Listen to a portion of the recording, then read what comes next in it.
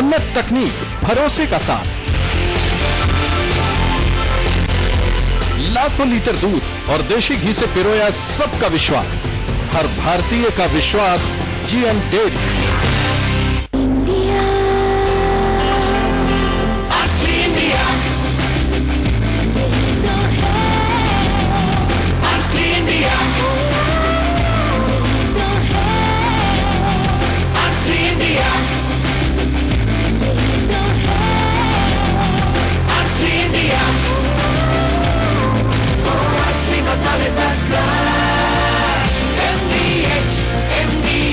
यही असली India.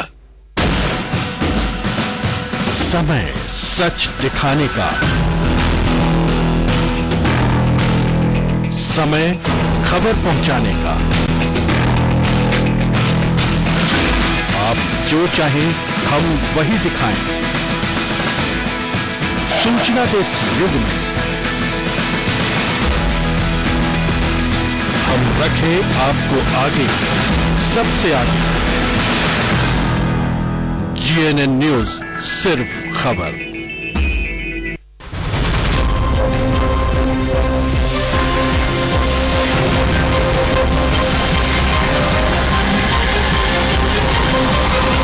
GNN news, सिर्फ खबर।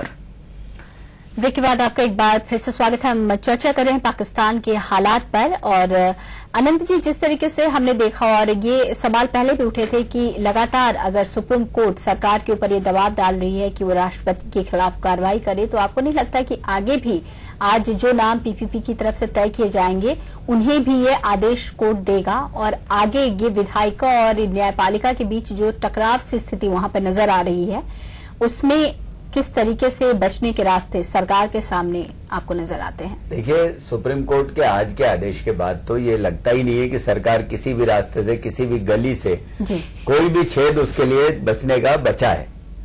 तो ये तो पहली बात स्पष्ट है। दूसरी बात यही स्पष्ट नहीं, जो है विडंबना की बात है कि सुप्रीम कोर्ट प्रधानमंत्री को कहता है कि तुम अपने राष्ट्रपति के खिलाफ कार्रवाई करो। उन्होंने पहले भ्रष्टाचार किया था, मिस्टर 10% के नाम से वो प्रसिद्ध थे पाकिस्तान की राजनीति में, और जो है उन्होंने स्विस बैंकों में कुछ पैसा वैसा रखा है, वहां की अदालतों में कुछ मामला संज्ञान में आया, तुम उसको रिओपन कराओ, खुलवाओ और वो शुरू करो और वहां से लेके कागजात अपने देश में उन पर कार्रवाई शुरू करो।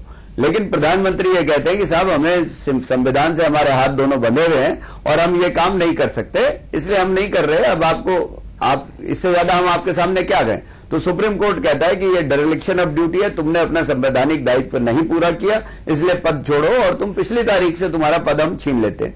तो ये तो हो गया, चलिए एक पारी पूरी हो गई। अब इसके बाद अगली पारी शुरू होती है। उसी राष्ट्रपति को सुप्रीम कोर्ट ये कहता है, जिसके खिलाफ जांच के लिए कह रहा था, उसी राष्ट्रपति को अब सुप्रीम कोर्ट कह रहा है कि तुम अपना नया प्रधानमंत्री चुनो। इस प्रधानमंत्री को तो हमने हटा दिया। और ये कहीं सुप्रीम कोर्ट नहीं कह रहा कि इस 26 अप्रैल के बाद से आज तक की जो अवधि है उसमें जो फैसले हुए, जो भी कुछ हुए, उसका क्या होगा, पहला। दूसरा ये कहा कि तुम अब प्रधानमंत्री अपना नया चुन लो। तो ये कहीं स्पष्ट नहीं किया कि अब तुम जो प्रधानमंत्री चुनोगे वो उसको हम उससे जांच करवाने को दोबारा कहेंगे या नहीं कहेंगे। तो इसलिए ये मामला बिल्कुल खुला है कि इफ्तिकार चौधरी अगर अभी सुप्रीम कोर्ट में चीफ जस्टिस बने रहे तो इस बात का पूरी संभावना है, पूरी आशंका है कि वो नए प्रधानमंत्री को फिर कहेंगे कि तू खोल इस मामले को, तुम खोलो और वापस अपने राष्ट्रपति की जांच कराओ, जरदारी की, पुराने उनके दबकर्मों की, और हमारे पास लेके आओ सारी डिटेल और सब नए सिरे से इस पर कार्रवाई शुरू करो। फिर वही संवैधानिक संकट शुरू होगा फिर, और मुझे लगता है कि तब तक वो चुनाव आ जाएगा या फिर इस सरकार को ये मजबूर होकर सरकार जो है वो मध्यावधि चुनाव की घोषणा कर देगी कि लेट पीपल डिसाइड। जनता के दरबार में जाते हैं, लोकतंत्र है, जनता तय करे, सुप्रीम कोर्ट से हम हार मान गए। आपको क्या लगता है अभिज्ञ कि कुछ इस तरीके की स्थिति वहां बनने वाली है, जिस तरीके से अनंत जी ने भी जिक्र किया, हम लगातार इस बात को चर्चा में ले रहे हैं, तो उसके बाद जो अपील के राइट हैं वो कैसे सरकार के पास आएंगे? क्योंकि बहुत सारी चीजें सुप्रीम कोर्ट की तरफ से ही क्लियर नहीं है। जैसा कि हम पहले भी डिस्कस कर रहे थे कि उस समय जो विधायिका ने निर्णय लिए उसका क्या होगा, और वही राष्ट्रपति फिर से प्रधानमंत्री को चुनता है जिनके ऊपर आरोप लगे हुए हैं, लेकिन डायरेक्ट कोर्ट उनके खिलाफ कार्रवाई नहीं कर सकता, उनको सरकार के रास्ते वहां तक पहुंचना पड़ता है। तो ऐसे में आपको लगता है कि क्या कुछ निकलकर सामने आएगा और कानून और संविधान फिर ऐसे मामलों में क्या कुछ कहता है और करता है? देखिए, पहली बात, जो ये ऑर्डर आया है ये पिछले ऑर्डर के खिलाफ अपील में नहीं आया है जी। ये ऑर्डर एक सेपरेट केस है जिसमें ये डिसीजन दिया गया है। तो इसका मतलब ये पिछले ऑर्डर स्टैंड करता है। पिछले ऑर्डर में प्राइम मिनिस्टर को डायरेक्शन दी गई थी कि आप प्रेसिडेंट के खिलाफ ऑर्डर जो भी केस करना है वो करें। गिलानी साहब को नहीं करा गया था जी। दोनों चीजें अलग अलग हैं। तो इसलिए जो भी प्राइम मिनिस्टर होगा वो ऑर्डर उसके ऊपर स्टैंड रहेगा। और जहां तक इस ऑर्डर का सवाल है, इसके लास्ट पैराग्राफ में भी जस्टिस इफ्तिखार चौधरी जी ने लिखा है द प्रेसिडेंट ऑफ पाकिस्तान। उन्होंने ये नाम नहीं लिखा है कि कौन पर्टिकुलर बंदा। हाँ, ये जरूर है कि इस समय अगर जो भी प्रेसिडेंट है अगर उनके खिलाफ चार्जेस करने के लिए गए थे तो इस समय जो प्रेसिडेंट है उन्हीं को ही अपॉइंटमेंट करना पड़ेगा। लेकिन जहां पर किसी का पर्टिकुलर नाम नहीं दिया गया दोनों केसेस में। जी, तो किस रूप में इसको हम देखें? आगे हम क्या माने कि अवमानना का जो नोटिस कोर्ट ने दिया था और अवमानना का हवाला देकर आज जो उन्हें पद से बर्खास्त करने की बात की जा रही है 26 अप्रैल को, तो वहां पर दोषी एक प्रधानमंत्री के रूप में हम गिलानी को देखें या गिलानी को व्यक्तिगत तौर पर हम माने? देखिए, उस ऑर्डर में प्राइम मिनिस्टर को डायरेक्शन दी गई थी और उस समय प्राइम मिनिस्टर जो थे वो थे गिलानी साहब। तो इस ऑर्डर में इसीलिए गिलानी साहब का नाम स्पेसिफिकली लिखा गया है कि गिलानी साहब को हटाया जा रहा है, ही इज डिस्क्वालिफाइड। तो जहां तक उस ऑर्डर का सवाल है उसको प्राइम मिनिस्टर के तौर पर देखा जाएगा और इस केस को गिलानी साहब के खिलाफ देखा जाएगा और दोनों चीजों को अलग अलग पढ़ा जाएगा क्योंकि वो ऑर्डर अभी भी स्टैंड करता है। अभी सुप्रीम कोर्ट को दोबारा से एक केस रीओपन करके दोबारा प्राइम मिनिस्टर को डायरेक्शन देने की जरूरत नहीं है इस केस में क्योंकि वो ऑर्डर अभी स्टैंड करता है। अभी वक्त काफी कम है, बस आखिरी सवाल आपसे कि क्या अभी गिलानी के पास रास्ते हैं? अगर वो अपील करेंगे तो किस बिना पर करेंगे? क्या उनके पास आधार होगा?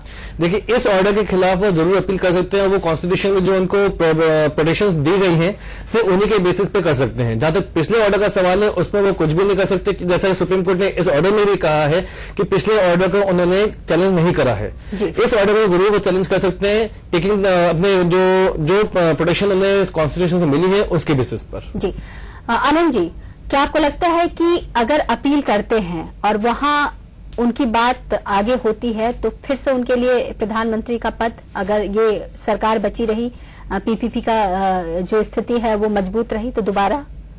देखिए, अपील उन्हीं जजों को सुननी है जिन्होंने जो है उनके खिलाफ फैसला सुनाया है और जब तक जस्टिस इफ्तिखार चौधरी वहां हैं तब तक तो इसकी कोई गुंजाइश ही नहीं लगती है।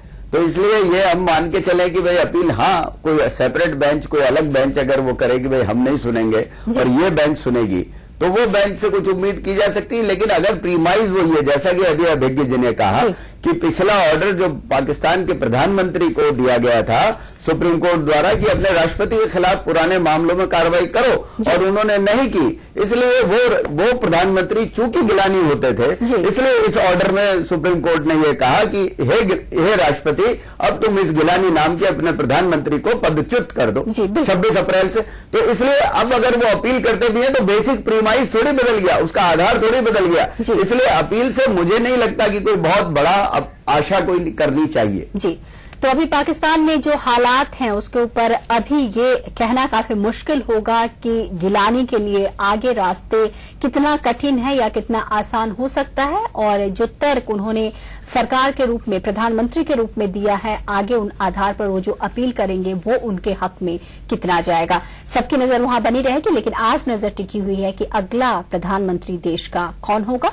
इस मुद्दे पर हमने चर्चा की। बहुत बहुत धन्यवाद आपका अभी कि हमारे साथ जुड़ने के लिए। आनंद जी, आपका भी बहुत बहुत शुक्रिया तमाम चर्चा में हिस्सा लेने के लिए।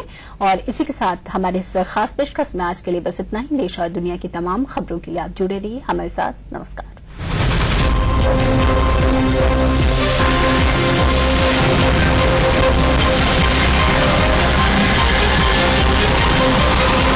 GMM न्यूज, सिर्फ खबर। जो भी पके सब पके, जहाँ भी जो हो खींचा चला MBH मसाले, चिकन हो या गरम मसाला, पाव भाजी या चिली चाट मसाला, असली मसाले सच सच MBH।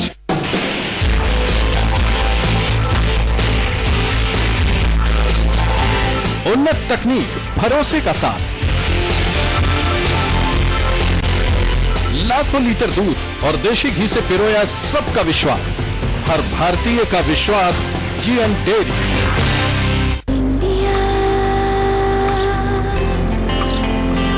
असली इंडिया, यही तो है असली इंडिया, असली मसाले MDH, यही असली इंडिया। देश के हालात, भ्रष्टाचार से मचा हाहाकार, विकास की गति का आधार, जनता की आस, खबरों के हर पहलू को गहराई से जांचकर लाते हैं आपके लिए स्पेशल रिपोर्ट सोमवार से शुक्रवार शाम 6:30 बजे सिर्फ जीएनएन न्यूज पर। MDH की दुनिया में आपका स्वागत है। वाह क्या खुशबू है और स्वाद भी है। बादशाह तुसी ते मसाले दे शहंशाह आपके मेहरबानी से।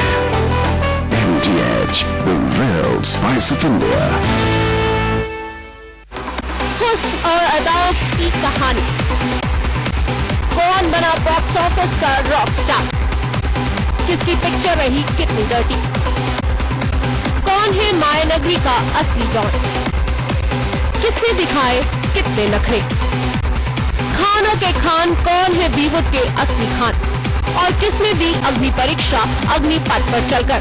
बिंदास दुनिया की हर खबर पर हमारी नजर। देखिए बिंदास बॉलीवुड रोजाना दोपहर 3:30 बजे। इडियट बॉक्स का सारा मसाला। मेरा मन करता मैं सबके सामने कह दूं कि मैं डॉक्टर आशुतोष से प्यार करती हूँ। तुम्हारी हिम्मत क्यों थी मेरा फोन कट करने की? तो सच का मिलाना चाहता हूँ। लाफ्टर वो भी कॉमेडी मार्केट। इमरान की फिल्में गधे देखते हैं। सीरियल की गॉसिप का पिटारा। क्यों छोटी, मेरे घर की सुख शांति तुझे अच्छी नहीं लगी? छोटे पर्दे का सारा मिर्च मसाला। मुझे नहीं मालूम था कि आपको मेरी इतनी परवाह है। इसको इतना बुरा मानने वाली क्या बात है? देखिए बहू बीवी और टीवी सोमवार से शनिवार हर रोज दोपहर 2:30 बजे सिर्फ जीएनएन न्यूज पर।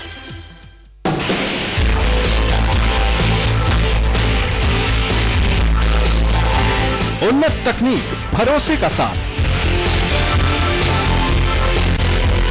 लाखों लीटर दूध और देशी घी से पिरोया सबका विश्वास, हर भारतीय का विश्वास, जीएन डेयरी। देश के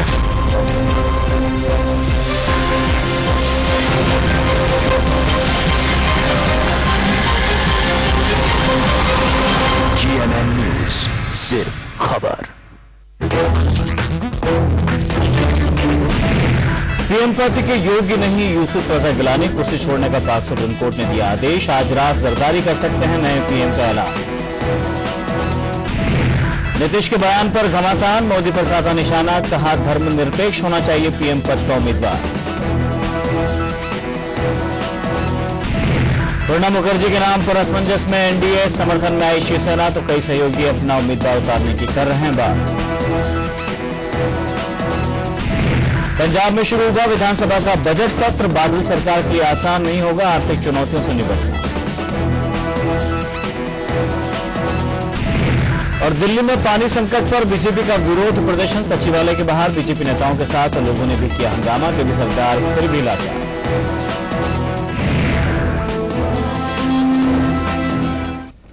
नमस्कार, जीएनएन न्यूज में आपका स्वागत है। आपके साथ मैं हूं खालिद खिलजी। शुरुआत करते हैं बुलेटिन की विस्तार से। राजनीति में कोई किसी का सगा नहीं होता, जिसे जब मौका मिला वो भड़ास निकालने पर उतारू हो जाता है। इन दिनों एनडीए में अपने कुनबे के बीच उलहानेबाजी का दौर चल रहा है और मुद्दा है विपक्ष के प्रधानमंत्री उम्मीदवार का। लोकसभा चुनाव होने में भले ही करीब 2 साल का वक्त है, लेकिन एनडीए में इस मुद्दे पर घमासान अभी से शुरू हो गया है। मोदी से बिहार के मुख्यमंत्री नीतीश कुमार के मतभेद कितने गहरे हैं, इसका सबूत नीतीश कुमार ने एक अखबार को दिए इंटरव्यू में दिया। नीतीश ने बातों ही बातों में साफ